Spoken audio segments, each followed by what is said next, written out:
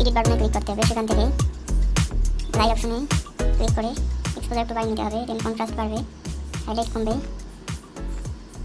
Shadow একটু বাড়বে, white কমবে, ব্ল্যাক বাড়বে।